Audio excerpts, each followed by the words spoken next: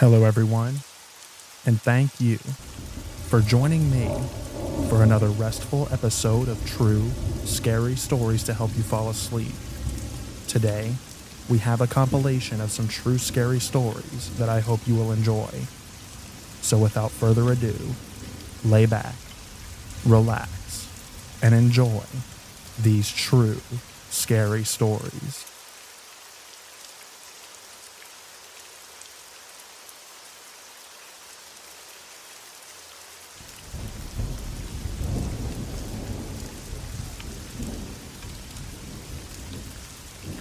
For a moment, I thought my life was in danger, but now I just wish that I knew what they were doing. I'm a 25-year-old female, and I was walking in the desert outside my small town. It was decently far into the desert. I drove my car and walked for a long time. I was walking back towards my car when I noticed a car that wasn't there before. At this point, I was already on alert, because A, I'd never ran into anyone out that far, besides a person jogging nearby. And B, they were driving a really small car out in the desert. We're some distance from even dirt roads. I drove my car farther in it than I probably should have, and it was still a ways away. Outside of the car, 3 men are taking off what looked like bulletproof vests. I can't imagine what else it could have been. I wasn't about to sit there and try to figure it out either. I just turned away and continued heading towards my car. My mind went to the worst robbery cartel murder. I'm sure that my eyes deceived me somehow. But like I said, I can't imagine what else it could have been. Maybe there's a perfectly reasonable explanation for taking your tiny sedan out to the middle of the desert and taking off bulletproof vests. But I'm just not sure.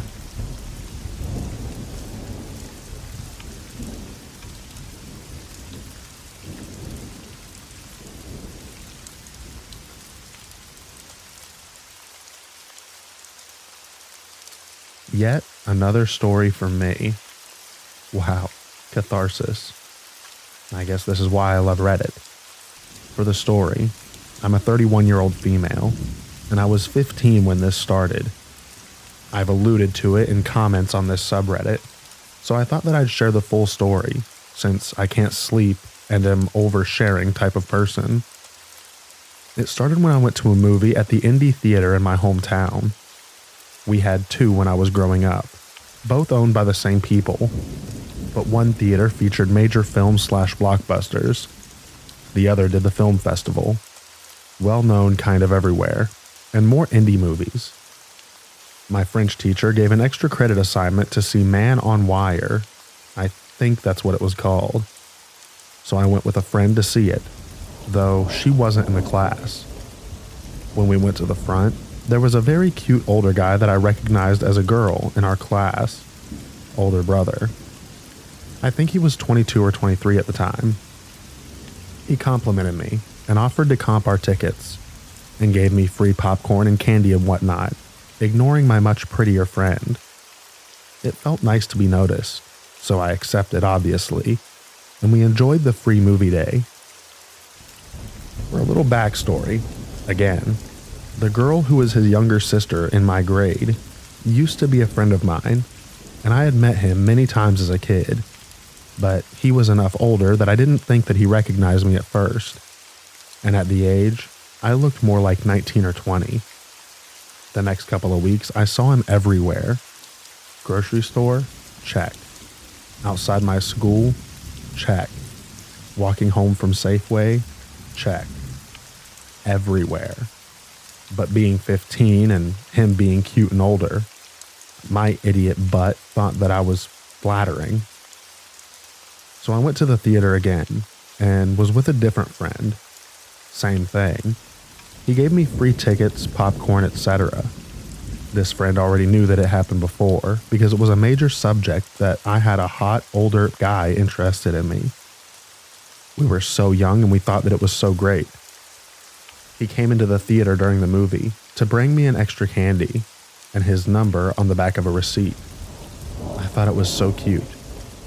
He continued to show up everywhere over the next few months.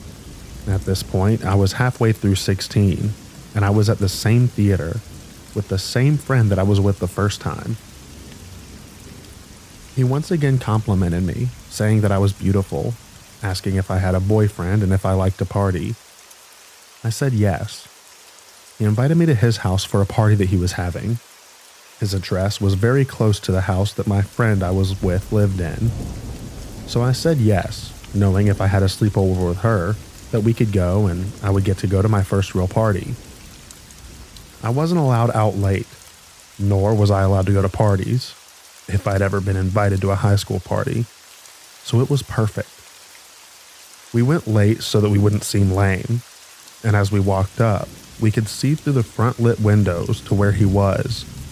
It was an hour past and it was just him, with several bottles of booze. We looked at each other and decided to walk back to her house. I still saw him a lot after, almost everywhere until I graduated high school and moved up north for college. I didn't go to that theater again until about a year ago.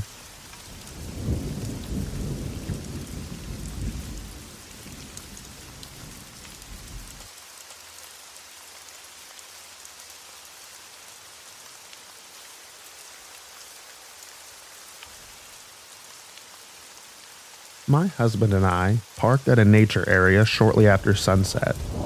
It's in the city but off a gravel road, so there's a bit of driving until you get to a paved lot. We were the only ones there.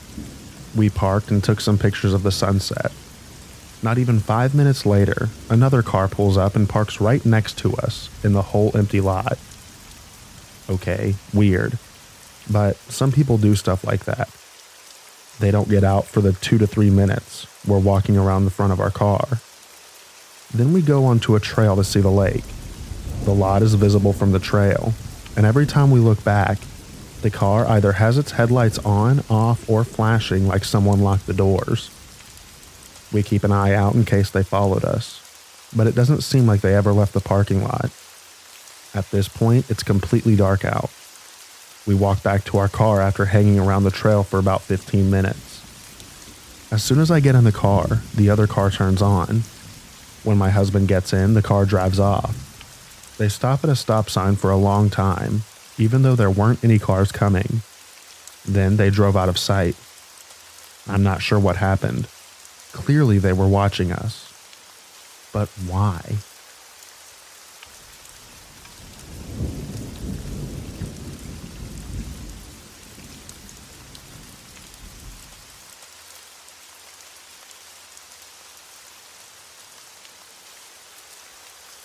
The creepy guy that I dated is a murderer. As a teenager, I waited tables in a local restaurant to pay for the gas for my car. I met Mr. Creep there. In my naive mind, he seemed normal at first, despite the fact that he was 20 and wanting to date a 17-year-old. Leaving my job after dark scared me, so I taught myself to get in my car, shut the door, and lock it in one fluid motion. It made me feel safe. One night I was leaving work and had just gotten into my car when Mr. Creep seemed to just appear out of nowhere, yanking my door handle to try to open it. I looked into his eyes in the split second before he smiled, and what I saw absolutely chilled my bones. I don't know how to describe the evil that I saw. From then on, I was terrified of him, but I didn't let on because I was afraid of what he might do if I told him that I never wanted to see him again. After this, he constantly lied to try to impress me and tried to invent ways of being alone with me. But my instinct was to run, so I avoided him. About 2 weeks after this incident, the restaurant got robbed, and there was significant evidence against Mr. Creep, just not the kind that allowed the cops to charge him. I sent all of my text conversations with Mr. Creep to the police chief in hopes that it would help. Mr. Creep slithered away after that, but I always looked over my shoulder. About 5 years ago, he messaged me on Facebook out of the blue. He went on about his top secret military clearance, as well as a huge acreage he owned. It made me nervous, and I felt like he was trying to spring a trap or something. But I tried to put it out of my mind. Then today, I was looking at posts about an unsolved murder when I saw his mugshot. He is now facing murder charges as well as 2 other violent felony charges. I'm so glad to know he's locked up, but so overwhelmed about how correct my instincts about Mr. Creep were. I feel like I escaped him. Thanks for reading.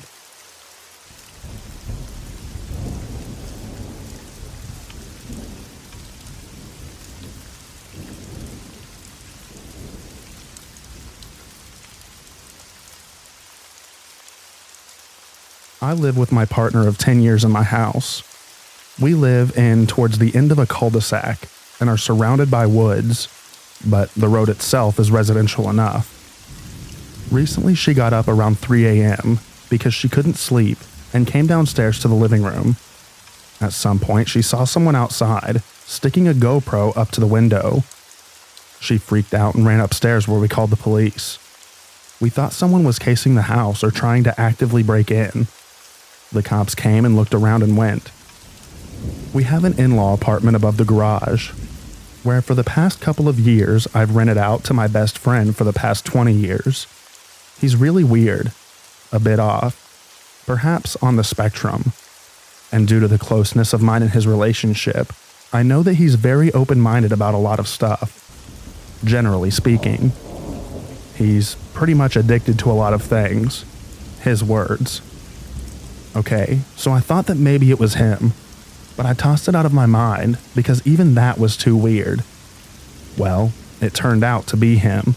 He admitted it a couple of days later, after feeling guilty and seeing how terrified we were thinking that someone was trying to break in. But not after we told the entire world what happened. So now, my relationship with him is ruined. We're kicking him out. I feel bad because he was literally one of my 2 best friends, but I also feel so violated. I trusted him and he spies on me for some unknown perverted purpose. Also, I'm pretty forgiving, and if I were single, I'd let it slide, but I'm not, and my partner is totally not accepting of this deviant behavior.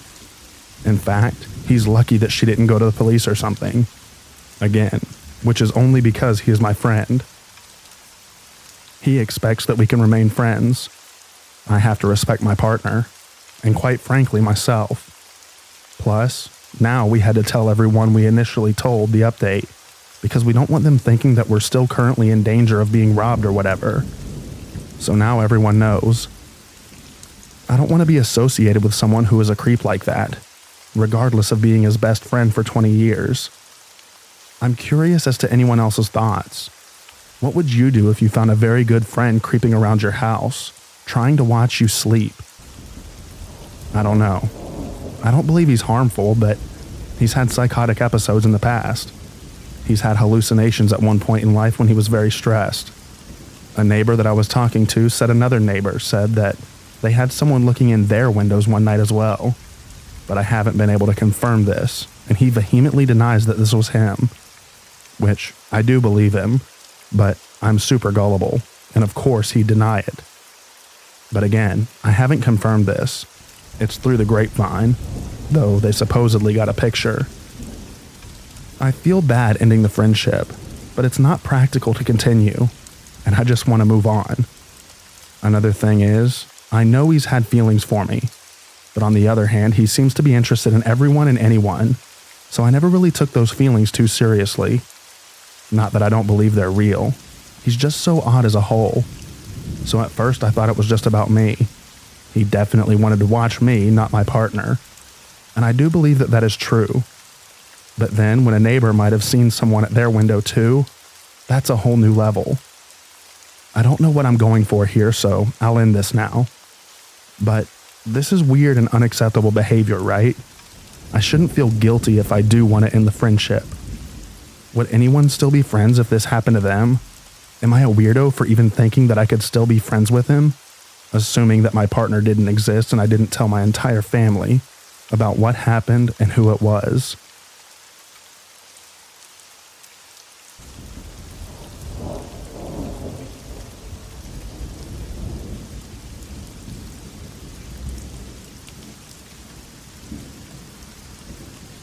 A guy from the shop followed me. I recalled this weird encounter in my memory while I was reading other stories from this community. Maybe I'm just overthinking it, but I'll leave it here anyway. Once in the afternoon, I went to go get some groceries from a local shop. When I finally got there and started browsing different aisles, a random guy just stopped me and started having small talk with me. Then he asked for my number, but I politely declined because I had a partner. He didn't say anything and we parted our ways. After I got everything I needed, I left the shop and started walking back home, which takes me about 10 minutes. When I was just 1 minute away from my place, I heard a familiar voice saying, "Hey, can you stop?" loudly behind my back. I looked back and I saw the same guy from the shop earlier. Maybe I read too many crime stories and he just happened to walk the same way as me, but it creeped me out a bit. So I just ran home like Sonic the Hedgehog after that. Then, luckily, I never saw him again.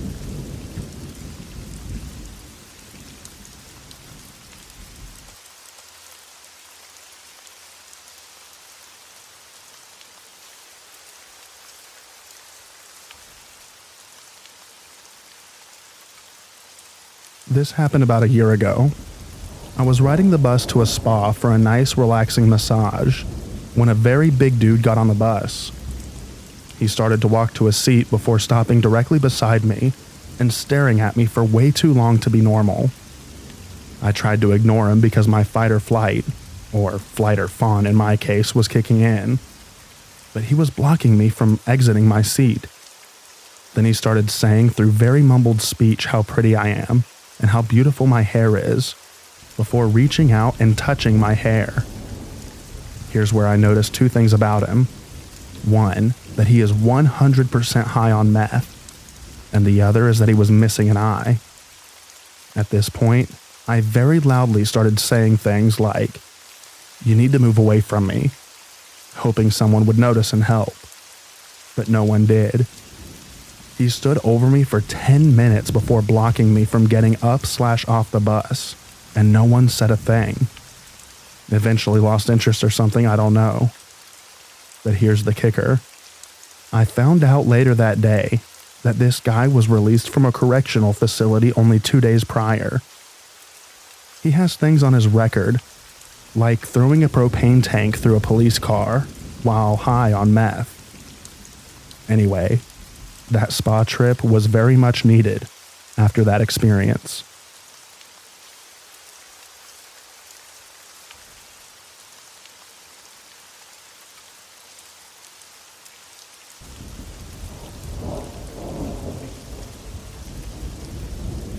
Okay, this was a few years ago now. I was 15 at the time. It was homecoming dance, and I had this really big crush on this guy from my friend group. We were all going as a group, but I was really excited to possibly dance with this crush. My dad didn't really want me to go, and told me that he wouldn't be picking me up after the dance if I went because it was too late. It'd be about 11 p.m. by the time it finished. But I was just so excited to dance with my crush. I was like, whatever, I'll find my own way back. I was planning on taking the city bus. The dance was amazing. I had my first kiss. It was magic for my little 15-year-old self. After the dance, I'm walking to the mall/Walmart, because that's where the bus stop is. I'm on cloud 9 when I realize the buses are not running anymore. At this point, I had no phone. And I'm kind of just standing awkwardly outside of Walmart, thinking of what to do next. I didn't want to call my dad because I figured he'd be really mad at me. But to walk home would take me almost 2 hours, and I was only wearing a little formal dress, and it's 11:30 at night at this point. As I'm pondering all this, a man pulls up in a car and says, "Hey, are you okay?" I figured I looked stressed because I was feeling pretty stressed myself. I forget what I had responded with, but he said, "Well, I can give you a ride if you want." He sounded friendly enough, so I was like, well, maybe I'll just take this drive. As I'm walking to the car, alarms start going off in my head, and everything in me is telling me to stop and to not get in that car. I start backing away and say, Actually, I'm good. It's okay. He insists it's okay and he'll drive me. I say no, it's okay. He drives away, but I see him circle back and come back up to me. Are you sure you don't want to ride? I say no, it's okay. I'm now starting to shake and feel really afraid.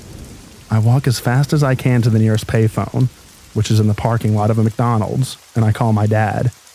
I'm crying and apologizing and just begging him to come get me. My dad says that he'll come get me, so I hang up. As I hang up, I notice that car has followed me to this parking lot, so I call one of my friends and ask him to just stay on the phone with me until my dad shows up. Luckily, my dad showed up and everything was fine, but I do wonder what would have happened if I had gotten in that car.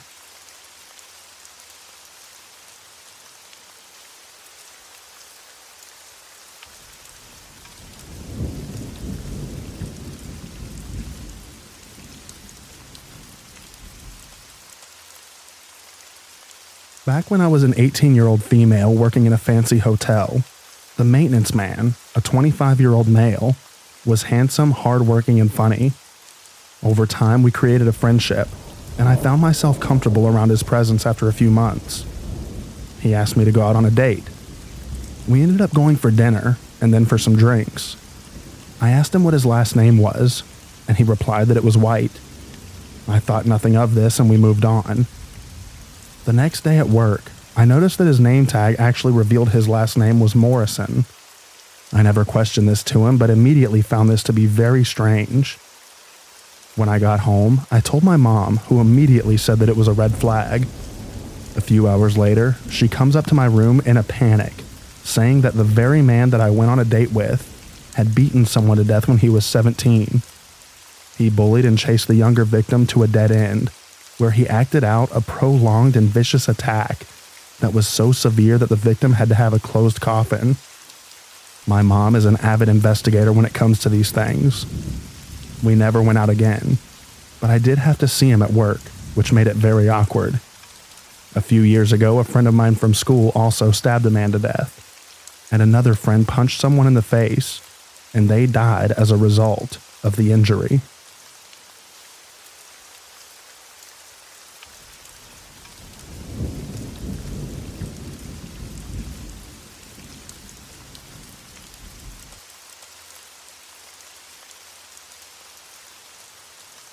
This happened to me a few years ago, probably back in 2017 when I was 14. I still think about this encounter almost every day. My dad lives near a small lake in Wisconsin. There are only about 100 people who live in this neighborhood. My brother and I spent every other weekend up there, so we knew pretty much everyone. My dad's house was the second house to the top of this large hill. At the very top is a gas station, and the diner where I would work over the summer. At the bottom of the hill was the lake and a small beach. That morning, I was waitressing at the diner, and at the end of my shift, I bought a slushie from the gas station and was planning on going down to the beach for the afternoon. Parked outside the diner was a gorgeous teal vintage car. I'm not sure what brand. I'm not good with that kind of stuff, but it seemed to be from the 60s, and it caught my eye. There was an older man in the driver's seat, and his wife in the passenger seat. They had their windows up, and I wasn't too close, so I didn't get a great look at them, but I did notice that they were looking at me. I didn't think anything of it and started walking home. On my walk home, I remember wondering where they could be from. We don't get that many tourists, and I would have remembered if someone drove a car like that. The diner was off to a pretty quiet highway, and it was rarely used by out-of-towners, but I assumed that they were just driving through. My younger brother and I went to the beach that afternoon and hung out for a few hours. When we decided to head home, I packed up my stuff probably a minute before he did and started walking home before him. On the walk up the hill, there was probably half a city block's distance between us. He could clearly see me, but we were too far to talk. I heard a car coming towards me and looked back and moved to the side of the street. It's the car that I saw earlier at the diner. They slow down as they approach me, and I start to get nervous. The woman in the passenger seat rolls down her window, and I nearly crap my pants. They both seemed to be wearing hyper-realistic latex face masks. There seemed to be no beginning and no end to the mask. There weren't noticeable holes for eyes, yet their eyes definitely seemed real, and there was no seam at the edge of the neck. If they were wearing masks, they were some of the best masks that I've ever seen, and must have cost a fortune. But it definitely wasn't their skin. There's no way. Something about them was so off. The woman asked me for directions to a highway that I've never heard of. I didn't drive yet, so this in itself wasn't weird, but I pointed them to the highway by the diner that leads out of town. They thanked me, rolled up the window, and drove away. I ran to my brother and told him what happened, and he said they looked pretty normal when they drove past him. But they looked normal to me that morning as well. The masks were too good. You had to be close enough to notice how strange they looked. There was just something so unsettling about them. They didn't really do anything odd, except asking a girl who's clearly too young to drive for directions. But it was a very small community. I might have been the first person that they had seen in hours. It was just the way they looked. I'd never seen anything like it, and I haven't seen anything like it since then. I mentioned it to my dad when I got home, but he didn't have much to say about it. I still feel deeply unnerved when I think about it, more than 6 years later. I don't believe in much of the paranormal stuff, and I do think that they were human. But why the masks? What were they doing there? And why ask a child who is obviously too young to drive for directions to a highway? Has anyone ever experienced something like this before?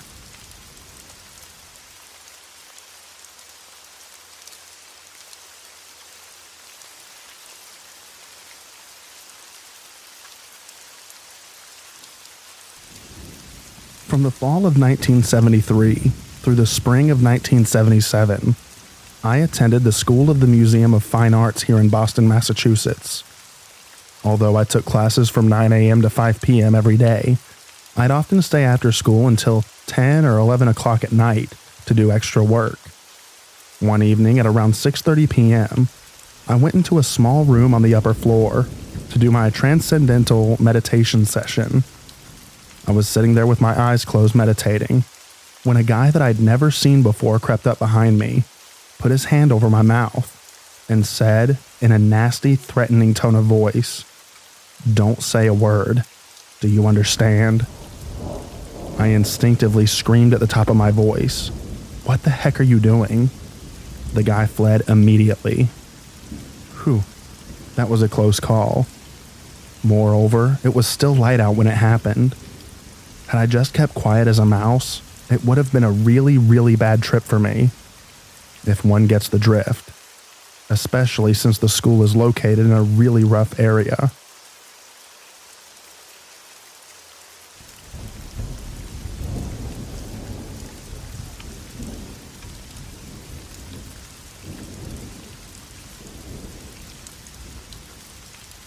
I work on shifts, so one week I'll be doing early shift, 6 a.m. to 2:30 p.m., and the other is late shift, 2:30 p.m. to 11 p.m.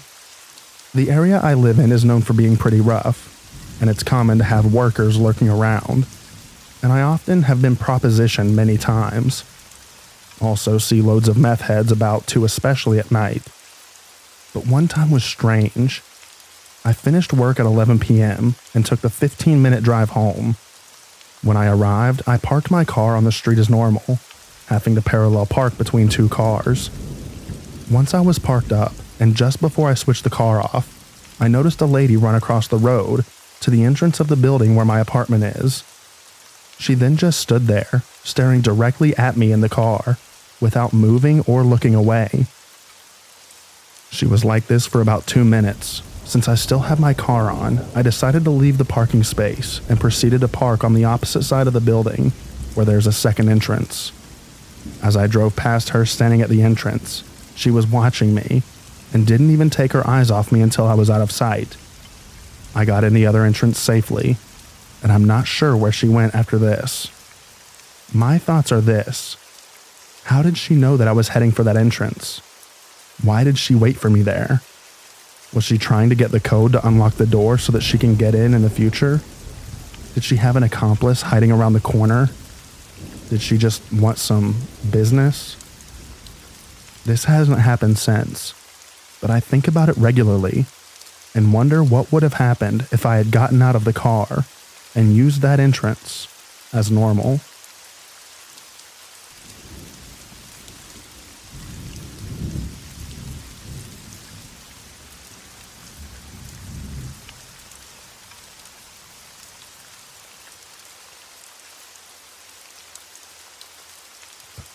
So I recently moved to an apartment, and there is a grocery store just opposite to the apartment where I shop often. One day I was waiting to cross the road to go to the grocery store when this guy on a bike kept staring at me. He then turned his bike and parked it near the store and kept looking in my direction. I didn't really think much of it and crossed the road, and then my eyes locked with his, and he gave a very creepy smile. I don't really know how to describe the smile, but it was pure evil, like a predator looking at prey, and it certainly did send a chill down my spine. His face and that smile was something that stayed with me for a few days, despite the fact that this was obviously not the first time that a guy looked at me in a creepy way. After a few days, I went back to the grocery store, and after shopping, I was trying to cross the road, when all of a sudden the same guy popped up out of nowhere, and he followed me up to the entrance of my apartment, and kept looking at me until I entered the elevator. So now, this guy knows where I live, and he probably lives nearby, and has his eyes on me. This makes me feel very uncomfortable. I'm also worried that he's noting when I leave my home. I have a pretty set routine where I go for my dance classes on Saturday and Sunday on a set time, and I'm kind of worried that he's noting this. At this point, he 1 knows where I live, 2 has followed me twice, and 3, he is very creepy and looks like he has bad intentions and has actual intention to do harm. Maybe I'm overreacting, but I have a very bad feeling about this guy. But he hasn't really done anything to file a police complaint or anything. I don't really know what to do.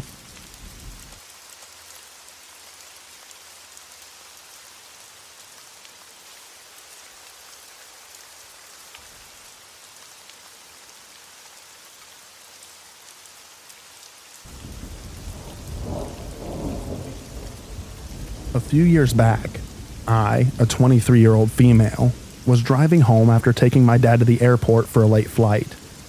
It was already dark when I left the airport, and still had a 3-hour drive home. A few hours into the drive, I get recalculated to some windy back road highway. There were no cars or streetlights, and so it was a pretty dark and creepy road. As I turned a curve, I noticed a black car come out of nowhere and start to ride my bumper. Then the blue lights. The road was so dark, I had to drive for a minute to find a spot with at least a few small lights where I could pull over. The officer came up to my window and asked me if I knew that my tags were expired. I thought it was kind of odd because I was driving my mom's car, and she's usually pretty on top of things like that. But it was more the way that he talked that made me uneasy. He was speaking pretty fast, like he was in a hurry or something. As he's standing at my window, before he even gets my license and registration, his radio beeps, and he tells me that he has to go on another call. He practically runs back to the car and speeds off. I head back home, half weirded out, half thanking God that I didn't get a ticket. I kind of brush it off until I go outside to my car the next day and find that my tags were not due to expire for 2 more months. It could have been a simple mistake, but I couldn't help recalling how weird the whole incident was. He could have misread the number, but looking back, I wonder what could have happened if he was someone with bad intentions. From then on, I only pull over when in well-populated areas, and if a safe option is unavailable, I call 911 to make them aware.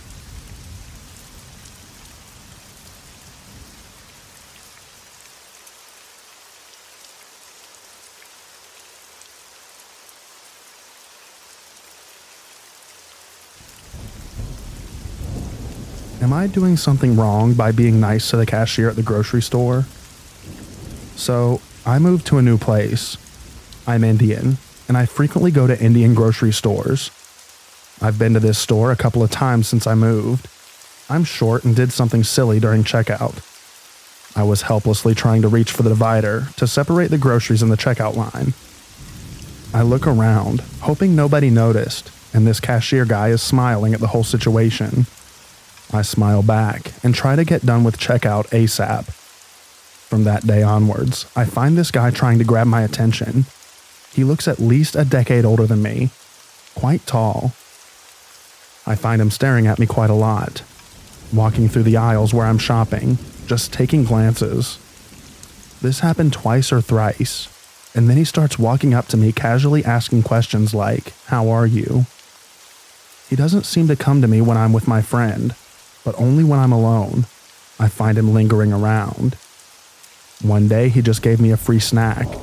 I said no, but he handed it over to me and left. The next day he asks if I have a job and if I'm married. He kind of gets excited when I tell him that I'm a developer and single. He doesn't speak English. He proceeds to say something in Hindi, which I'm not super good at. I'm trying to ask him what he said, and he says something but I don't understand. Also, there have been instances where he would step out of the store and watch me while I'm sitting in the car until I leave. He just smirks and keeps looking at me. I'm a shy introvert. I'm bad at avoiding situations. I always talk nice regardless of who it is. What should I do now? Does this mean that he's interested in me? How do I politely handle this? He kind of knows who I usually shop with, and I don't want to make it an awkward situation for my friends. Am I overreacting? To clarify, I'm not interested in this person. I always smile and talk. Maybe that's sending him wrong signals. But this is giving me a weird, not so good feeling. I could stop going to that store, but that doesn't seem right. The fact that I have to avoid a public space because of a man makes me feel pathetic, but I understand in terms of safety. Maybe I can always go with someone there if I have to. Not sure if that's the right thing. Like, it is the only Indian grocery store around. This situation is just an inconvenience at this point. I hope that anyone who has been through something like this is and are in a better situation with peace. Definitely makes it awkward to get unwanted attention from random people.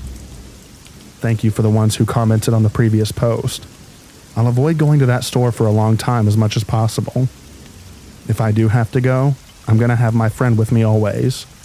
Being at the store by myself is giving him the opportunity to make advances or create situations where I cannot get away from him easily. Update.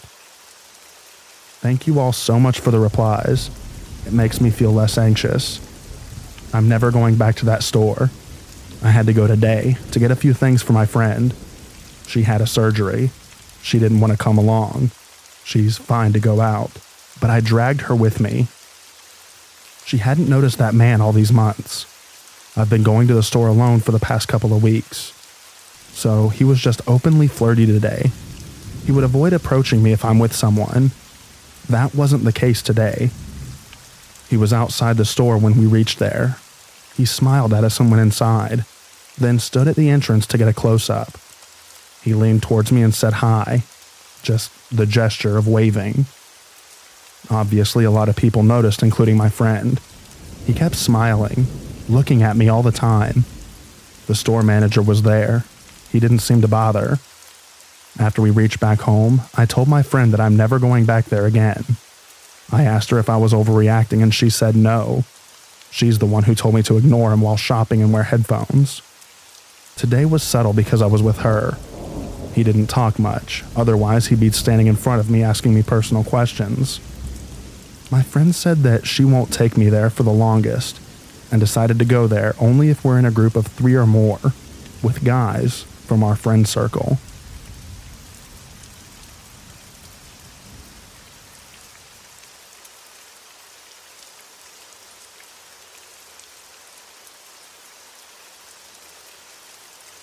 This seems small in comparison to all the stories that I've read on here. I'm a 19-year-old female. My whole life, I've lived on a small, isolated road about 15 minutes away from the city. My parents built the house my siblings and I have lived in our whole lives. I have 3 siblings, all of us being females. We have neighbors, but also aren't too close together, like an urban community. One of our next-door neighbors, let's call him Frank, has lived on his property about as long as my parents have. Growing up, I always gotten a weird gut feeling from this man, and my mom has always told me to listen to it. I've never been alone with him and never plan on it. He lives alone, had a girlfriend when I was around 10 years old, and had a dog who sadly passed away a few years back. My older sister and I would go over to his house and spy on him through a small hole in his barn when we were younger. Tons of adult content hung up all over his barn. Growing up, he has always shown up to our house whenever we have a bonfire or any event where he can hear people having fun. Always unwelcome, and it's obvious that no one wants him there, but he still never leaves. His excuse for this behavior is being drunk. Around June, I had a graduation party at my house for graduating high school. It was absolutely perfect, and I was surrounded by all of my loved ones. While things were wrapping up and people started heading home, Frank continued to stay. Quite usual for how he is, but nonetheless frustrating. We began to have fun, and it got to a point where the only adults there were at my house, and Frank. My mom had went inside to go to bed, and my dad was beginning to get tired and kept hinting to Frank that he should probably head home soon. Frank said, "All right, man." He then proceeded to pull out a chair and sit and watch us all play cup pong while staring at us minors. My older sister went up to my dad and expressed how uncomfortable it had made her that he was staring at a bunch of minors. My dad is not a confrontational man, but has always made sure that we felt safe and comfortable, and will be confrontational when the time comes. My dad then told Frank that he needed to leave immediately. Frank refused and said, "I'll stay here and watch over the kids while you go to bed." That right there set us all off. One of my friends then starts yelling at Frank, telling him that he needs to leave, and it's not okay for him to be there. And after we have asked him multiple times to go, he eventually leaves. But ever since then, he has been making extremely gross and inappropriate comments to my dad about how attractive my younger 17-year-old sister is. My dad has confronted him multiple times, and he will not change this behavior, and still will come over after being told to stay on his property. Whenever I leave my house to go anywhere, especially at night, Frank watches me through his window. It just freaks me out. He gives us all such a weird, creepy gut feeling, and nothing we do to confront him seems to work out. He's done a lot of weird things like this all throughout my childhood, but it's been at an all-time high recently. Any ideas on how to stop this?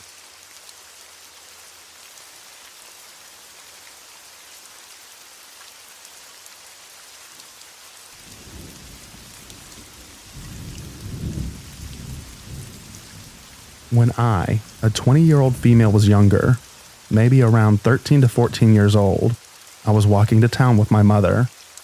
I live in a smallish town in England. It was a quick walk, roughly 15 minutes.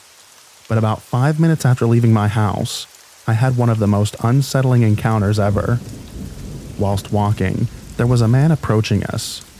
Nothing weird at this point. I thought he'd walk past us like everyone else. However, this random man leaned in towards me as he was walking past and whispered something to me. I remember it being creepy and along the lines of him knowing where I lived. It was subtle and happened quickly. I was shocked, especially since my mother was right next to me. Bold move from a creepy guy. I recall the man being possibly in his late 20s, kind of scruffy looking, a little chubby, with longish brown hair and a beard. But I knew that I'd never seen him before this point. I waited a few seconds for us to distance ourselves from the stranger, then turned to my mom completely freaked out and quietly asked if she heard what the guy had said. She said she didn't.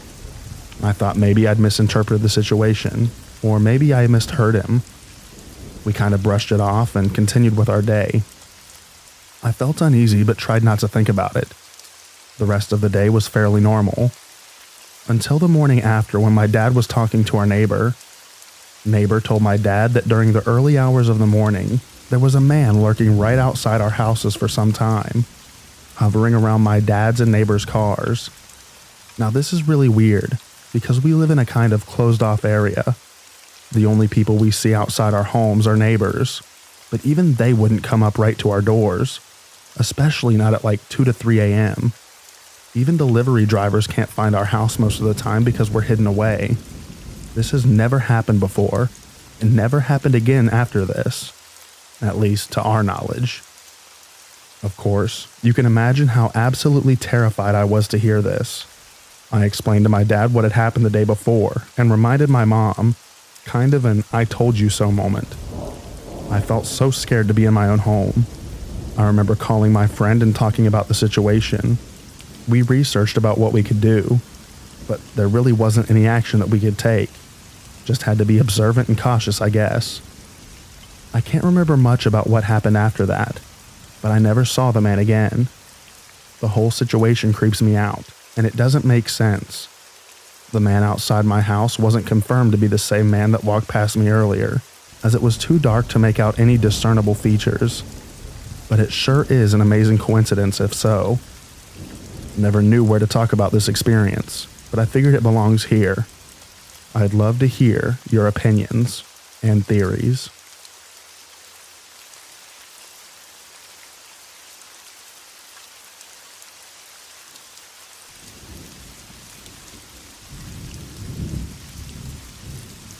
This happened in July, I believe. It was around 1 a.m., and it was still about 80 degrees Fahrenheit outside. And where I live, AC isn't very common. So I, a 22-year-old female, was sitting in the living room with all of the windows and doors open. I head out to smoke, and since everything was open and I didn't want the house to smell like smoke, I walked down the driveway and sat on the curb. There was a man standing on the same side of the street, but a block down, just staring at me. And I got really uncomfortable, so I got up and crossed the road.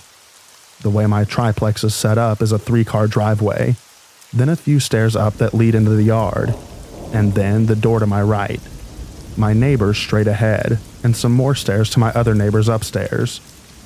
I live somewhere with a lot of homeless people, and they'll come up the driveway to look in our trash cans or whatever, and that's fine. They never go up past the steps. So I'm standing on the other side of the road, and I watch the man stand and stare at me, and then he proceeds to walk all the way into my yard, and I start to panic because I didn't lock the doors, and all the windows were open. So I start to walk down the street, and I see a man who looks normal, and I stop him, and ask if he could just pretend to know me. In retrospect, this wasn't my brightest decision, but whatever. So me and this man are standing there just talking, and I'm explaining the situation, and we're both smoking a cigarette, and we're looking at my house. I'm a few houses down now. And the man keeps peeking around the line of the trees next to my place. He peeks around the corner a few more times and eventually walks up to me. I'm very scared at this point and I'm shaking. And he asks me for a cigarette and I go to hand him one. And he goes, "Why are you shaking? Are you scared?" And I was just like, no, have a great night." He walks away, and the other dude stands there for a bit longer with me, and the scary man starts peeking around another corner just staring at me again. The dude walks me to my house, and I just shut all the windows and doors, and I just dealt with the heat. I'm grateful for the random dude, and I don't know what I would have done if he wasn't there.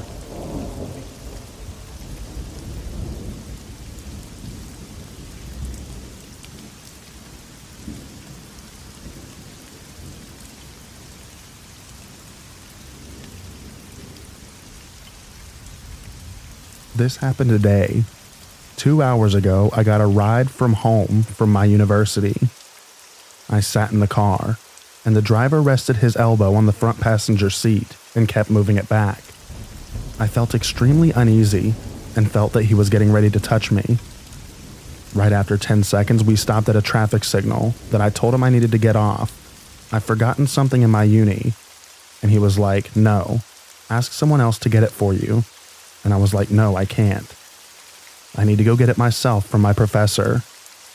Then a beggar came, and he aggressively told her to leave.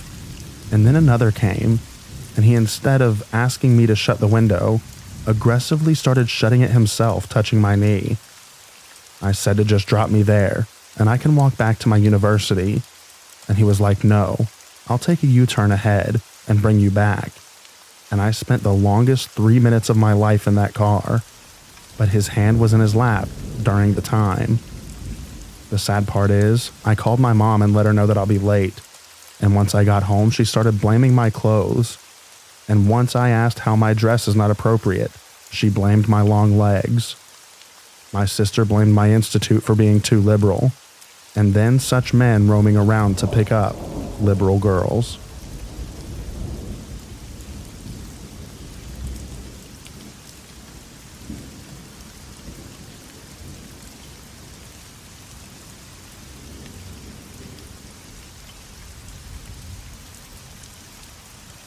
I'm a 17-year-old female, and I was out doing some Christmas shopping after school, so it was dark by the time I decided to stop by one of my favorite sushi places, which is near a grocery store and other shops, all close to my home.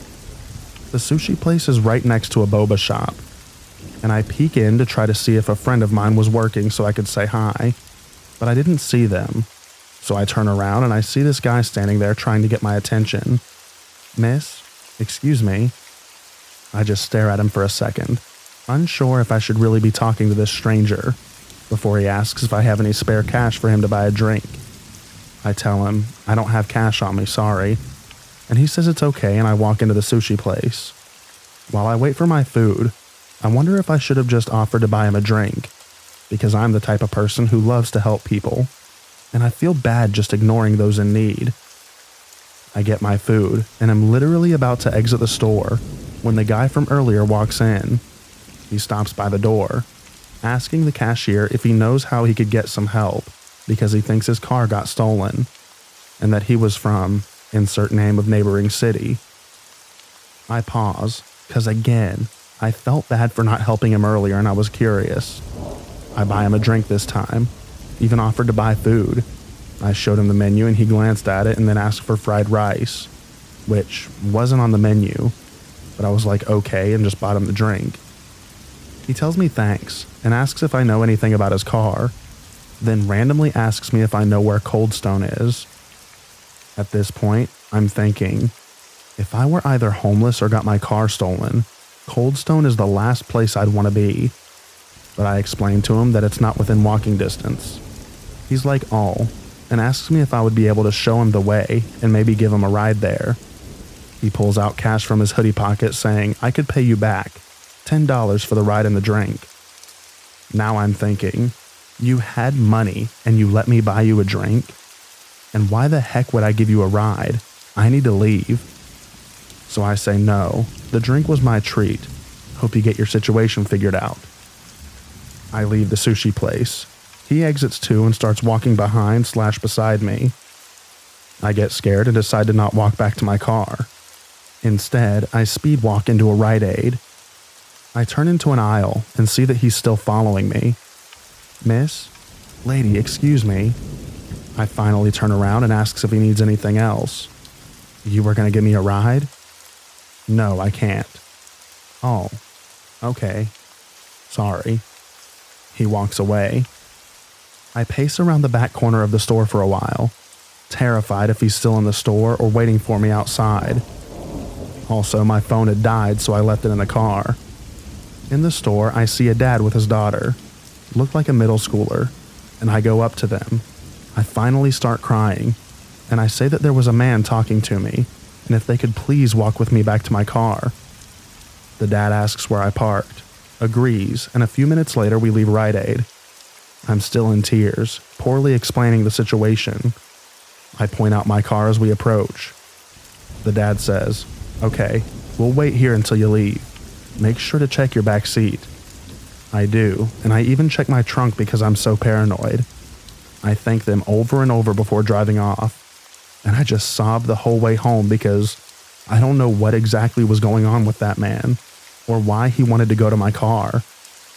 I get more scared thinking of the fact that I'm a 5'0" girl who probably couldn't defend herself well if it came down to it. Maybe it was a misunderstanding, but what business did a grown man have asking a teenage girl for a ride? I was genuinely terrified. Yes, I shouldn't have been out so late. I should have had my phone on me. I should have just ignored that guy. Sorry for being a girl who just wanted sushi at night and to help someone who looked like they needed it. It's hard to trust people clearly. Happy to be safe at home now, although I will definitely feel uncomfortable shopping there or eating sushi again, which is very unfortunate because I frequently do both.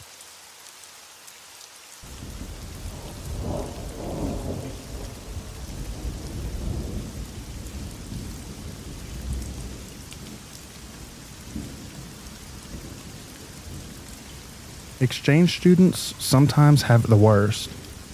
I was an exchange student from Malaysia and was placed in Missouri in 2006. They were a family of 4, a son and a daughter, and they lived somewhere around Webster Groves. They looked nice, warm and welcoming, but it was all a facade, for they were trying to gain my trust. Coming from a country where all your neighbors are practicing a million different religions would kind of desensitize you, or make you very aware. I was the latter. The first week was fine, but sometimes I would wake up a little bit early and find them gathered in the kitchen in a circle, around the kitchen table, mumbling and whispering. They'd stop as soon as I entered. It was very disconcerting, but I brushed it off thinking that it was just an American quirk. During the second and third week it became worse. The boy wouldn't touch me because I'm born from sin, his words, not mine, and the girl was afraid of me because I spoke to the father whilst looking him in the eye. I started prodding her for answers whenever little things that I did, which are normal by the way, like reading before bed, talking directly to the parents, and eating a sandwich, would elicit small gasps and hyperventilation. She told me that I have residues of the wicked and that I'm going to hell. She told me about a cleanse and a daily prayer wash. I've seen them singing the same hymns over and over again, reciting the same verses in different tones, and it really freaked me out. I wasn't stupid. I realized I was in a cult when they took me to church. I was made to sit in the front, and the pastor was conducting the service specifically for me. I realized it when I looked around and saw that everyone was looking at me. I felt like I was in a horror movie. Wide-eyed, silent stares. Men and women were separated. People wore different colored ribbons on their wrists, and the children looked haunted or just plain frightened. Nobody spoke to me or even came close to me. The men never looked me in the eye, and the women whispered and shunned me. I went there twice. School was on break, so I had to stay in with them. Many weird things happened, but none was as bad as waking up in the middle of the night to find the mother sitting next to my bed, reciting verses from the Bible in the dark. As soon as I'm awake, she'd stop and silently walk away. The family began treating me very badly after that. I was punished for being out of line. No dinner, locked in until morning, no sweet drinks. I had to cover up with long-sleeve tops, long pants, a skirt, etc. I think I lasted because I was curious. They probably thought that since I was from Southeast Asia, I must be quite gullible and naive. They tried brainwashing me about how sinful I was, how lost I was, how the world is going to end and I'll be dragged to hell unless I accept their teachings. I was there for a month before our chapter coordinator came by for a visit. I told her everything, outside of the house naturally, and I left with her immediately.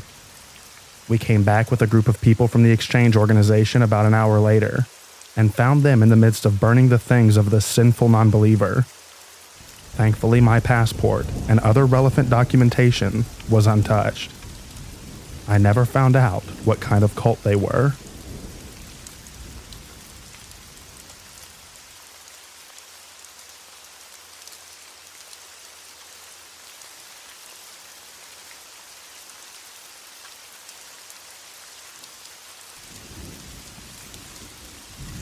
I was raised in cult teachings in an isolated homeschool environment, and then my family moved to the cult later. Brainwashing was there. It wasn't obviously rote in the same thing every time, as the pastor was very charismatic and convincing, but it actually was. We sang about only 20 songs, mostly hymns over the course of the time that I was there. It was run and controlled by a single pastor. There was a board, but there was no accountability. It was kind of a joke. Only the most supportive, i.e. the people who considered him always right, were elected to the board. It was very abusive and controlling. Coffee was unspiritual. Missing meetings gained you a phone call from a board member telling you that you were breaking fellowship. Everything was about the pastor. I mean, literally. Sin was thinking negative thoughts about the group and the pastor. He set himself up as the wisest man on earth. For the girls, they had it worse. He would convince each one that they had a problem, i.e. idolatry, and he would proceed to abuse them. The cult was less than 30 people. As for why he's not in jail, settlements. My experience was awful. I had some serious depersonalization, and the effects on me are awful. Living in fear, anxiety, intense emotional pain, constant flashbacks. It's really bad. My parents are still in it, and relationships with them are probably impossible. Talking about anything will get me verbal abuse. Child abuse is really bad. I left this last year, so I'm still processing a lot.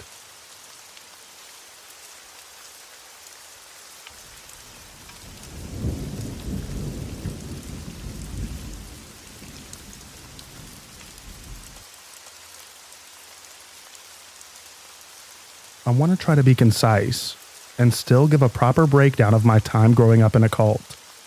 I'm going to start by breaking down the ideology. The second coming of Christ. They believe the second coming is and was alive. He was a Korean man who went by the name of Reverend Sun Myung Moon.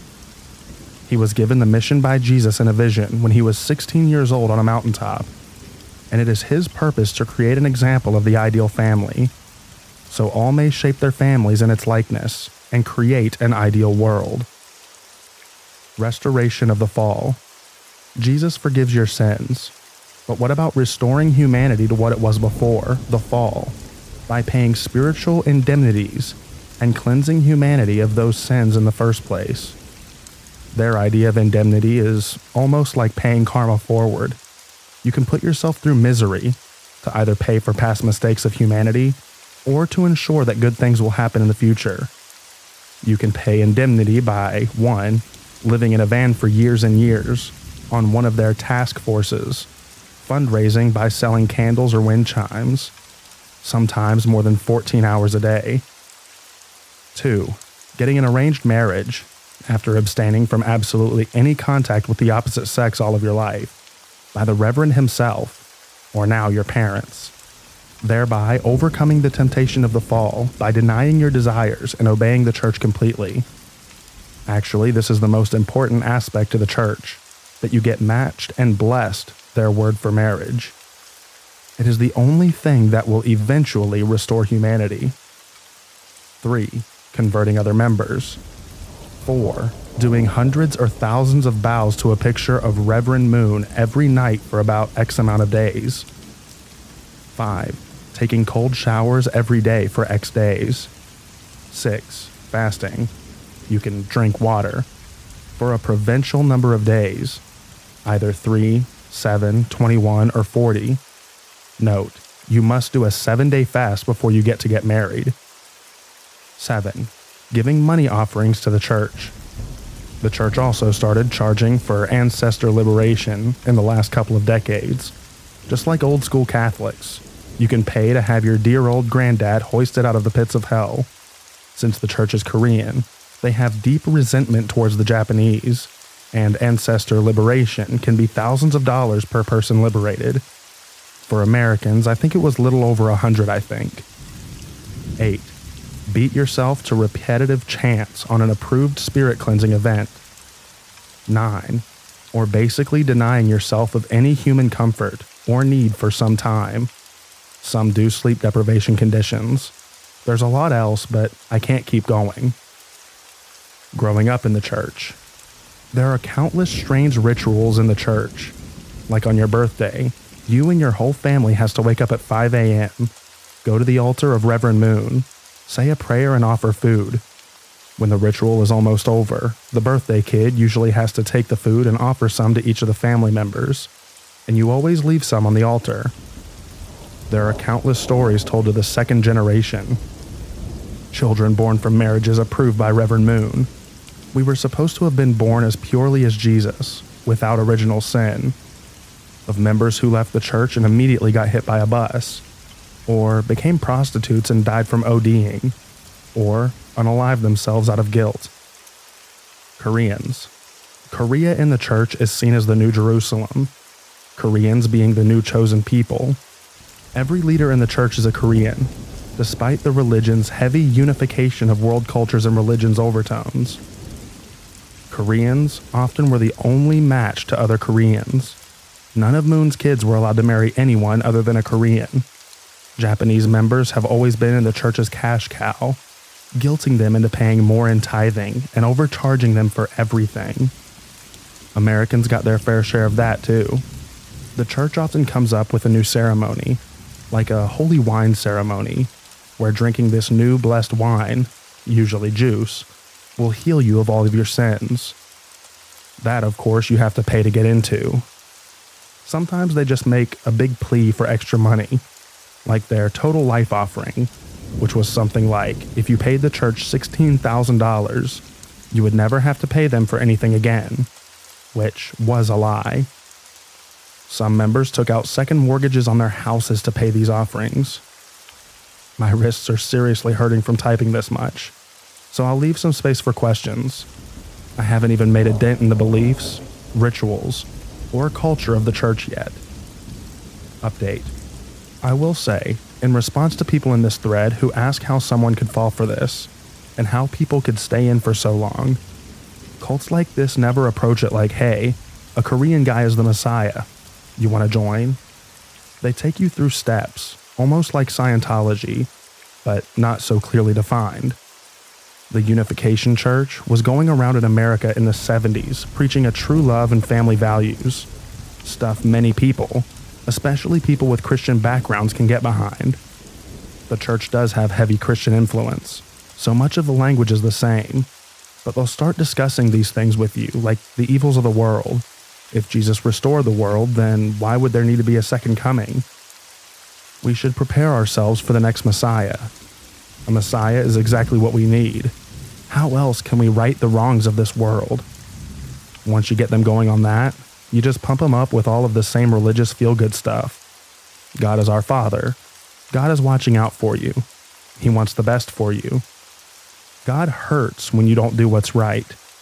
And eventually, God becomes some kind of emotionally sensitive dude that you have to coddle and take care of.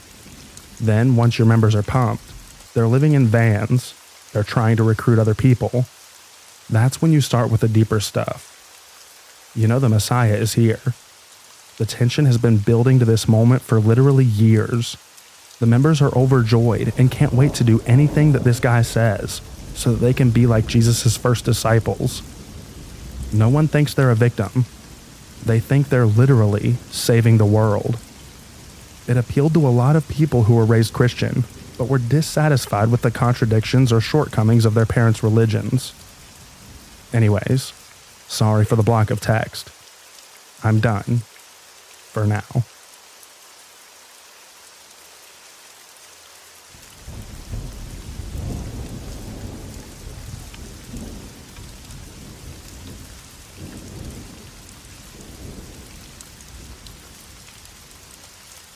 I'm surprised that there aren't more former Children of God / the Family International babies posting on this thread. I was born and raised in the Children of God / the Family International, and I'm convinced that it is and was one of the most detrimental cults out there because of the way that their doctrines were weaved into every tiny area of people's lives. Everything was dictated by leadership, and controlled by peer pressure. It was a communal cult. Hive mentality was rampant. The type of food you ate, the way you dressed, who you lived with, the education you received, the movies you watched, the music you listened to, who you married, everything was controlled. There was absolutely no real free will allowed, and very minimal contact with the outside world happened, except if you were asking people for money or trying to convert them to Christianity/the cult. I left when I was in my early 20s, and it's only been a few years since then, so I'm still trying to unlearn a lot of things. I decided to go to college and get an education, and I am so miserable because basic things like how to study for an exam or how to interact with your professor are completely foreign concepts to me. I didn't find out till college that I'm pretty good at science and math, subjects that were highly discouraged in the group, or if taught at all, were either very simplistic, math only went up to basic algebra if you were lucky, or taught with such a religious/creationist spin that it's unrecognizable as science. Someone actually posted excerpts from the biology textbook that I had in high school here on Reddit a while ago, and everyone was commenting, these are all lies and not real science. And I'm all, well, crap. I like to imagine that if I'd had regular schooling when I was younger, maybe I could have been an engineer or an astronaut or something awesome. People are probably going to counter with that statement with, it's never too late to try, platitude. And I'd just say, shut up. You don't know what you're talking about. Forget dating. I have more knowledge and experience under my belt than most people my age, and I don't have a clue what normal dating looks like. Passionate hugging is synonymous with intimacy, and that's synonymous with control. I am terrified of getting into a relationship because I know that it would be so ridiculously easy for someone to abuse their power over me. When you're raised to always say yes, you have no idea what a struggle it is to say no. When people find out about this cult, the thing that usually gets focused on the most is the sexual aspect of it. It was literally that kind of cult. But for me, the worst part is just having no frame of reference for connecting with other people outside the group. I can forget the bad things that happen and just get on with my life. But it's difficult knowing how to make new friends and build a life outside the FI. I just don't get most of what people talk about. I've only got a few years of movies, music, pop culture history in my brain, and I can't really relate to how other people react to things. I didn't have any of those normal experiences in high school like dating, going to prom, etc. My best friends are former TFI people because I can't seem to make real friends out here in the great wide jungle of a world. I wonder how I'll ever be able to get close to people when they will never be able to comprehend the experiences I've gone through. And at the same time, I can't relate to their experiences either. Real life things that most people take for granted, like graduating college, buying a house, having a successful job, etc., seem like fairy tales to me because nobody in my life growing up did those things. I don't have anybody who can give me advice on how to accomplish those normal life tasks because nobody I grew up with or our parents did any of those things. I feel pretty lost. I'm still picking pieces of this cult out of my identity, and it's exhausting. Edit. I just wanted to add a random artifact from my upbringing. I went to see the Hunger Games catching fire recently, and I broke down crying in the middle of it because I had a sudden realization that I grew up believing that the sort of apocalyptic, depressing scenario played out in the Hunger Games was an inevitable outcome in my future. Not the actual Hunger Games, obviously, but the extreme government control, oppression of the people, dire social circumstances, etc. It made me feel very alone in that moment, setting with the knowledge that I was viewing that very thing in my childhood nightmares, and knowing that nobody around me could possibly comprehend the reasons for my tears.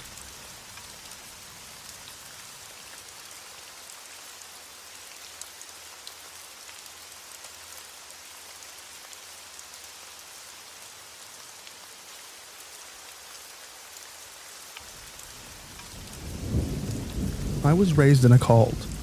Both of my parents were members of the Children of God, nowadays called the Family International. We traveled all over Europe from city to city and performed music on the streets and passed out leaflets to convert people.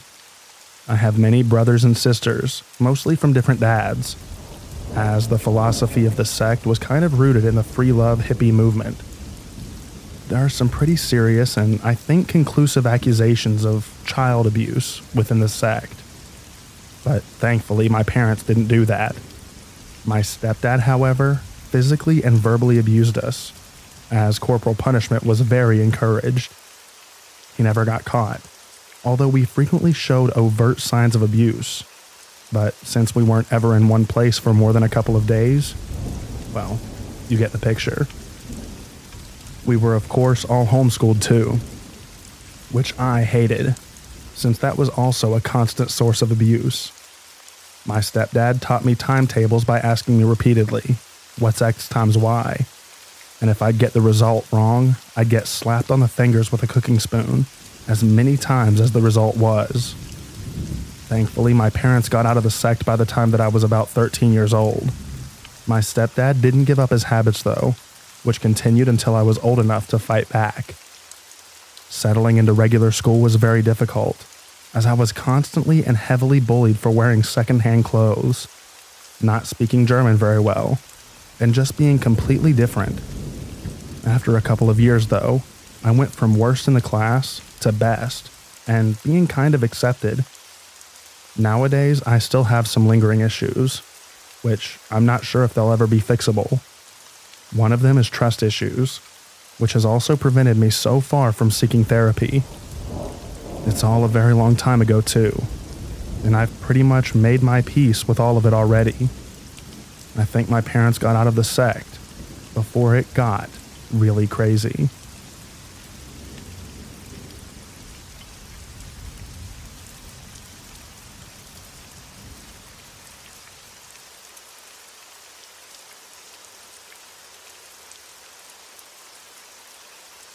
I was born and raised in a cult, and considered myself a member up until I left my parents' home at the age of 18. The group that I was associated with is not well known, but the effects on the members are tragic and undeniable. We were literally brainwashed. We had weekly services with a set program: 3 hymns, prayer, sermonette, hymn, announcements, main message, hymn, and prayer. It never altered from that layout. As well, the messages that we would hear were often videotaped sermons from maybe 5 main people at headquarters. The topics were extremely narrow: prophecy / the end is coming, self-improvement / all of you suck and you should hate yourselves, setting ourselves apart / don't talk to worldly people, they will taint you. There were many ways in which we were indirectly encouraged to harm ourselves. Many people looked down upon modern medicine and felt that using it was a way of turning away from God, slapping him in the face, making it clear that he wasn't needed. I personally knew people who died for their faith, waiting for God to heal them. On the other hand, when any of the main leaders fell ill, they were immediately rushed off to receive medical care. They controlled our diet. We pretty much were kosher, though they denied all influence or association from / with the Jews.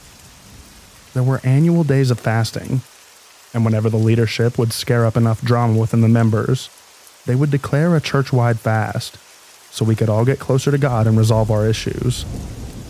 We fasted when the church's income was said to be dropping. We fasted when leaders were ill. We fasted when people died. We had our own personal fasts just for the heck of it, or when we felt especially guilty and out of touch with God. Parents were encouraged to get their children involved as young as possible. My parents tell me that I started observing the annual fast when I was 3 years old. I remember one year when my brother was 2 or 3. At one point during the day, he just broke down sobbing because he was so thirsty. Oh yeah, we abstained from food and drink. We got obscenely dehydrated every time. Looking back, I just don't understand how a parent can behave that way. They were so negative. I can't even describe it. We spent so much time and energy frantically thinking that we can't think about the opposite sex, that it was all we thought about. It was evil, dirty, wrong, and it would hurt if we weren't married. I literally built up so much fear over it that when I finally did, as an unmarried adult, that I had developed a pain condition. The cause is often psychological. In my case, being so afraid of it hurting that it hurt, which further fed into my fear. There was actually an entire message once where one of the leaders took on the subject, "Are we a cult?" And he actually went through a checklist for us. His conclusion was that we were a cult, but that it was a good thing. We should be proud. Only not. Pride is a sin. We should be pleased. You had to be baptized before a minister would marry you. You couldn't be baptized and marry someone else who wasn't. You couldn't marry outside the church. Some ministers wouldn't baptize you if they thought your only incentive was to get married. There were rampant cases of abuse from the leadership, but we were always too fearful to report it. Always taught that it must have in some way been our fault. Traditional gender roles were enforced, i.e. women stay home, pop out babies, cook and clean. Men were to work and support the home. Having children, and lots of them, was strongly encouraged. Be fruitful and multiply and all that stuff. Adoption was frowned upon, even for those who were unable to have their own children. So many families were living in poverty because there were just too many children to take care of. God forbade that any of them have a medical condition that required constant treatment. We were robbed on a regular basis. They called it tithing. Not only did we give 10% of our entire income, but we were also to a set second 10% aside to be used at a 7-day religious convention of sorts every year.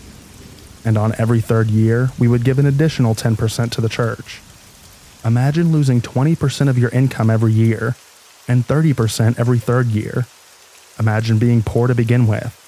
Imagine being told that you are poor because you have been literally stealing from God by not diligently paying your tithes. I could go on forever. There is so much.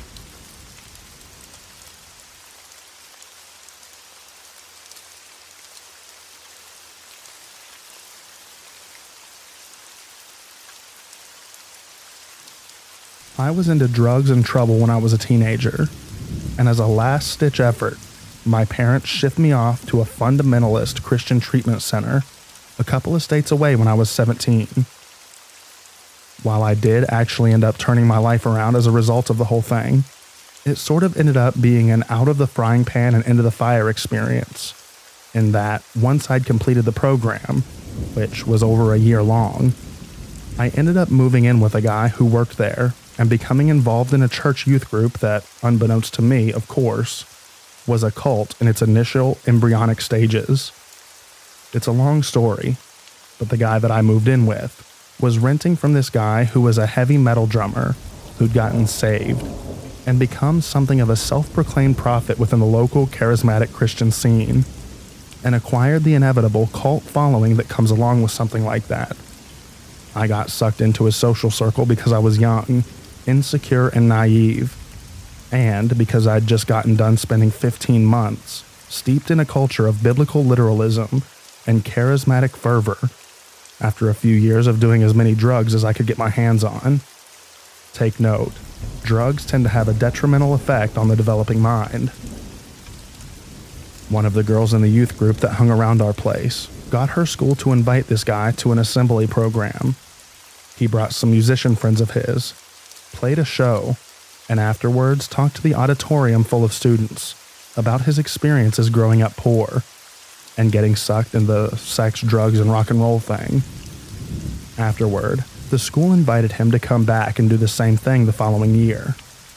Long story short, this guy was already kind of a megalomaniac and an ego-driven butthole, and being in a stage in front of all of those kids turned into his new favorite drug.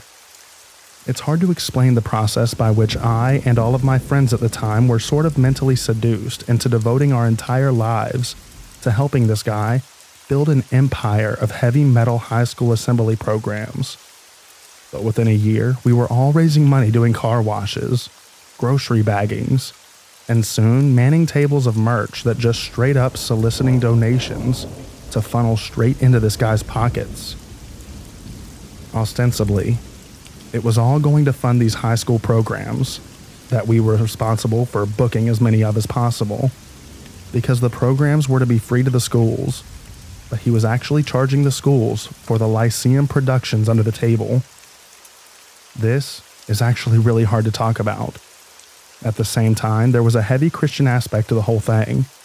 This guy thought that he had the direct connection to God himself, and there were literally these spontaneous meetings that he would have us all come to at his house, where he would just talk and talk for hours about what God was doing and how we were all called to be part of it. How some would answer the call, while others would choose the world and our own lives instead. I mean, it was some really messed up stuff, and I bought it all, hook, line, and sinker, even though it never felt right. I allowed myself to be convinced that my reservations were my flesh and the devil, and that the very voice of reason itself was a temptation that God was calling me away from. This went on for a while. The first time I had a falling out with this guy, it was while he was cutting me a check for work that I had done for him. He spontaneously and irrationally attacked me out of the clear blue sky, shoving me up against a wall and swearing a blue streak in my face, all while threatening over and over to break my nose off of my face. I talked him down, walked away, and didn't come back for a year. I was sick in the head though, and I eventually decided that I needed to come back to the Lord. And of course, the way to do that was to track this guy and his team of minions down and give them hundreds of dollars. Suddenly, we were best friends again. The culture of fraud and manipulation had gotten even deeper and weirder while I'd been away. There was now quite a bit of money being raised, not just by soliciting donations at public events, but through high-level investors as well. And everybody was doing the fundraising thing full-time and just stockpiling guns. The leader and his wife would routinely disappear for weeks at a time, and I came to find out that what they were doing was going to Florida and Hawaii a lot, because, dangling that carrot is a lot of work. What I'm describing is really a pretty incomplete picture of the whole thing, because I'm really rushing through the story. Shortly after coming back to the group, I realized that I couldn't stand to live like that anymore, and I moved away, back to the state where I grew up, and started my own youth outreach program. But literally the day I moved away, this guy called me and started working on me to get me to come back into the fold. After 7 months, I folded. No pun intended. Sorry, that was terrible. And came back when he offered me some ridiculous amount of money to run the church that he'd started, while him and his ministry team were on the road, where they spent most of their time in those days. Again, to abbreviate things, I will just say that when I moved back, I found myself in circumstances severely different than what he described. And the money, to put it bluntly, never happened. He just swindled me again. Thoroughly disillusioned, I left again, this time for good, and never went back.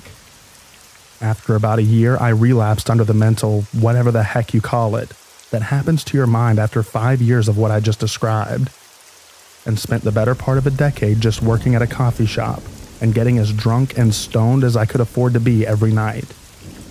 Something I didn't bring up, though, was that when I first got out of treatment as a teenager and got involved with that youth group, I'd started seeing a girl, and after a year we'd gotten married. She'd been with me the whole time throughout this experience, and after leaving that group for good and spending years and years drunk off my butt, she finally convinced me to get some help, which I did. I went into treatment again and got cleaned up, and then went to college and earned an AAS, and I actually just got my first job in the field this week. Well, 99% sure, just waiting on a phone call here. So the story does have sort of a happy ending. Well, the best part of it is that within the past couple of years, literally every one of my friends from back in the day that were involved with this guy finally walked out on him and blew the whistle on the whole fraud thing. So it looks like he's probably up the creek. A local news media outlet has been following the story for the last couple of years now, but I don't think that I'm supposed to post a link to any of that, since it would reveal personal information and stuff. But yeah, the whole thing was just a huge nightmare.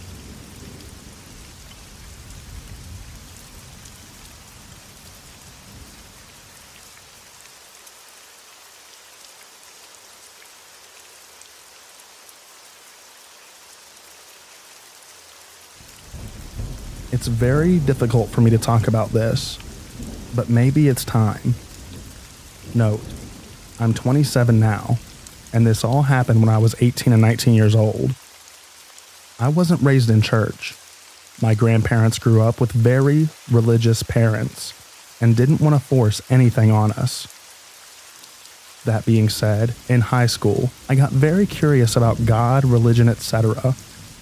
I started dating a guy when I was in the 9th grade who took me to church with him. He was a Southern Baptist, so I kept going. We broke up, but that's important because that was my first experience with church. I just wanted to do the right thing. That isn't what this story is about. It's just a little bit of background. Fast forward to my senior year. I started dating a guy in my grade. He was always popular and pretty mysterious. Everyone knew that he was religious, but didn't know what kind. They knew because his mom would attend our choir concerts, always wearing long skirts, no jewelry or makeup, and had her hair in a bun. His best friend didn't even know what church he went to, but told me that they didn't have a TV and weren't allowed to watch movies. I was very nervous to ask him what church he went to, even though we were dating, and I figured after 3 months I should know. I asked him a few times to go with me to the Baptist church, but he always declined. Finally, I got up the courage. I asked him what church he went to, and he only replied with, "You should see for yourself." I was excited. I got to be a part of it and his life. He invited me to his church. I went out and bought a long skirt and threw my hair up. I figured I should be respectful and dress like his mother. He picked me up that following Wednesday evening and drove me to the meeting. It was at a Holiday Inn conference room. Everyone was very old except for me, my boyfriend, his younger brother, and 2 toddlers.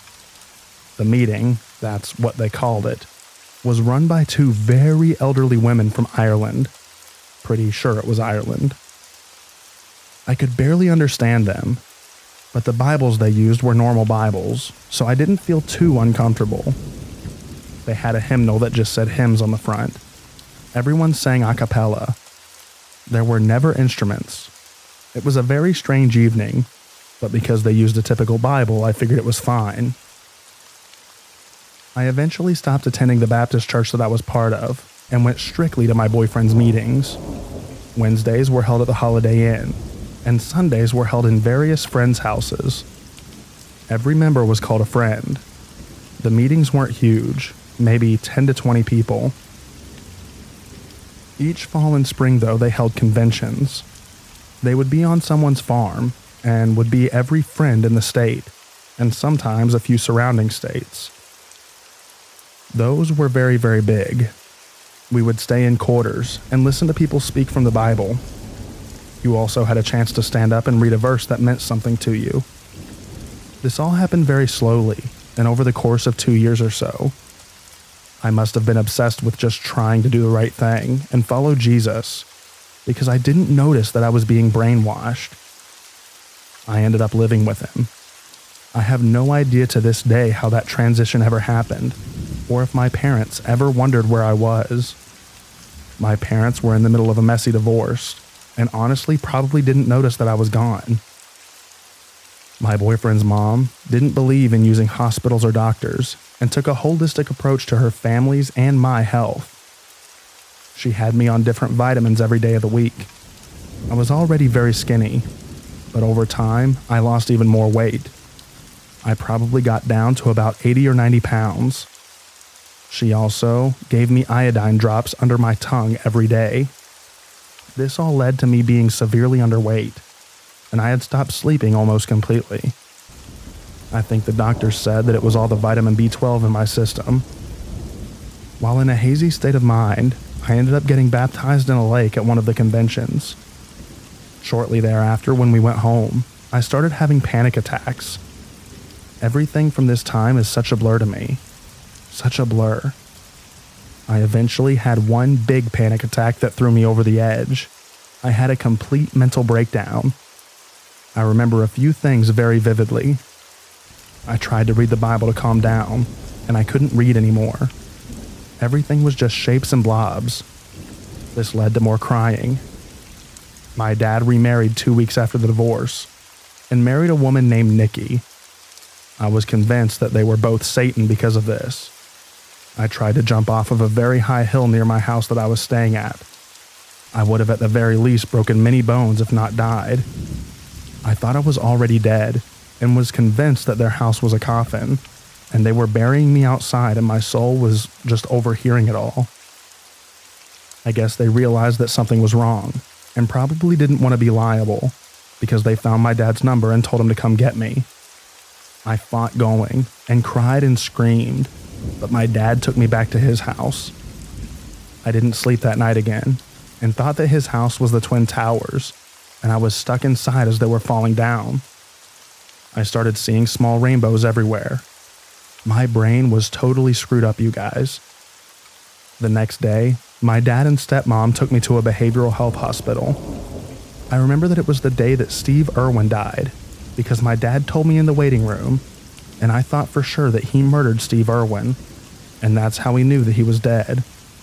But it was on the news in the waiting room. Either way, I stayed in an acute wing of the hospital for 2 weeks. They took my vitals several times a day and night.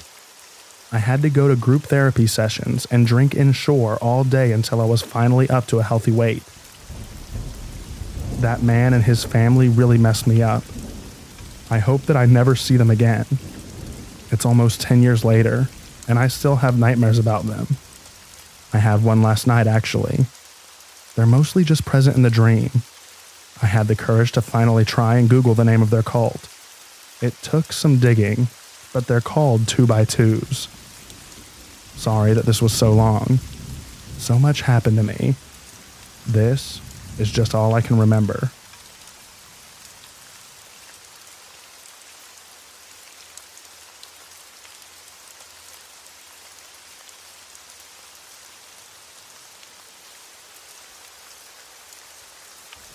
When I was in my early teens, my parents had this midlife crisis. They were always religious, but they encountered this group that took it to a whole other level. Certain facets of their faith were somewhat neglected, and their marriage wasn't very stable at this time, so they grasped onto this and took us along for the ride. It all started out with a summer camp, something innocent sounding enough. There were about 35 other boys going to it from all over the country.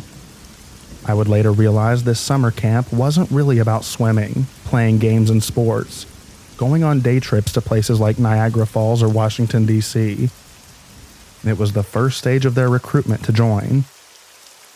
Most of the children there were from larger families that were intimately familiar with the group. A lot of their older or younger brothers were attending the camp.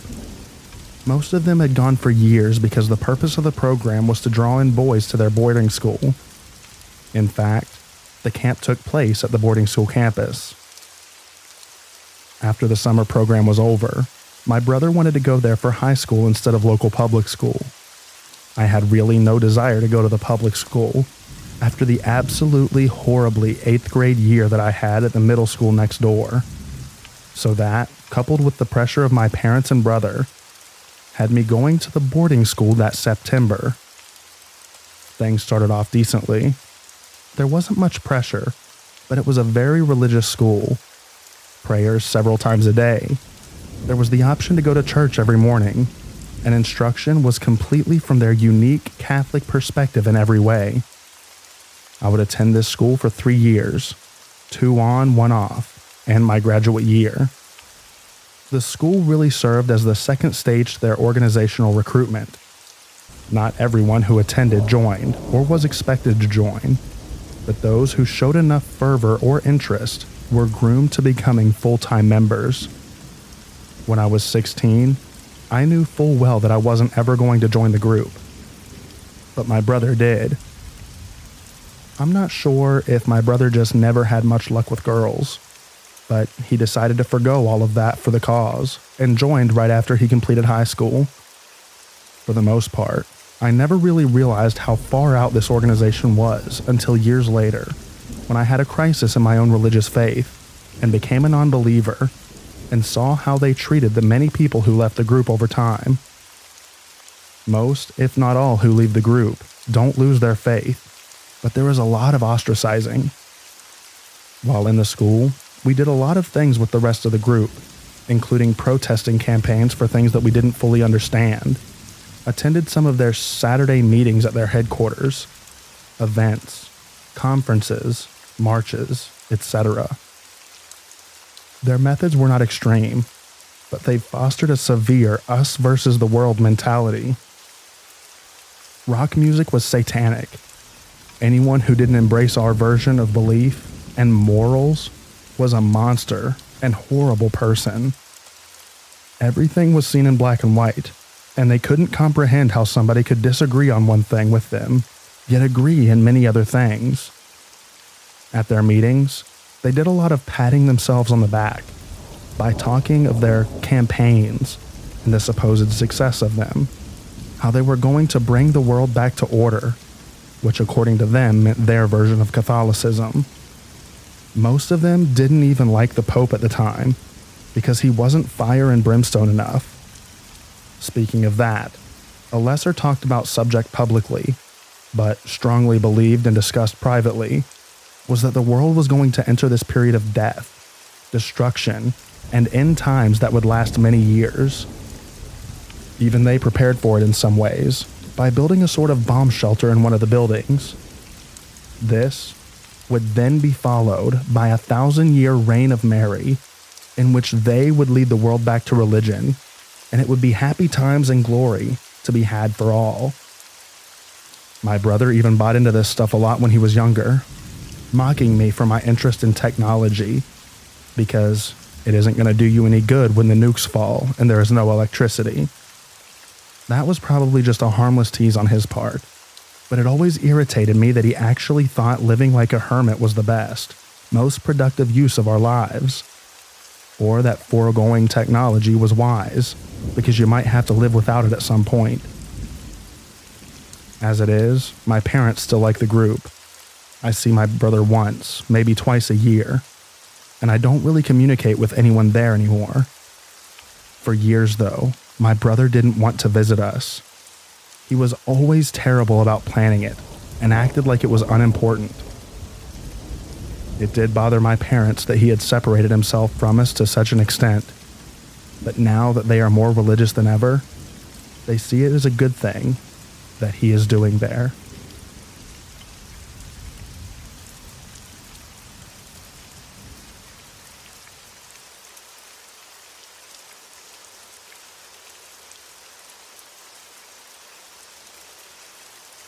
My mom almost got involved with a cult when I was little. She met this elderly couple who was a part of a church and would come over every Thursday and Friday to say prayer, talk about God, and read the Bible with my mom. I thought it was nice because my mom is a big Christian, so I thought that it was nice that she finally had someone to talk to. But then things started getting odd. They started getting more aggressive, so to say. My mom told me one day that the man in the couple was feeling something was not right in our household. He never said what he meant until a week later. He said my dad and I were not right with God and were too worldly, and that my mom should leave us. She didn't really let this get to her though, mainly because I think she was lonely. They then started asking for money, or a seed. We were super broke at the time, but my mom still gave them somewhere between $5 to $10 a week. But then it got really weird. I finally met them one day because I was stuck at home from school due to being sick. My mom suggested that I meet them, and I did. They started doing that thing where one person will be praying really loudly and telling the devil off, while the other one was behind me. Next thing you know, she's poking my forehead. I didn't know what she was doing, so I asked her to please stop. She kept going until my mom made her stop. The lady said that I am too worldly and that my time will be soon. Okay. Here's how I know that they were a cult. Remember how I said that they suggested that my mom leave? They tried to make her leave one day, saying that she could live with them and that they have a big house with their church on the property, and a few other members stay there too.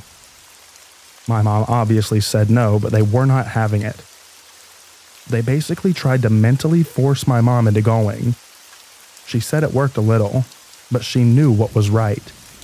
She called the police, and the police made them get off the property while they screamed, yelling, "Have fun burning in hell," and other like terms. 2 years pass, and I'm watching the news with my mom, when wouldn't you know it, the couple were on the news. They were charged with attempted kidnapping of another family's 2 to 3 kids. Yeah, they were definitely in a cult.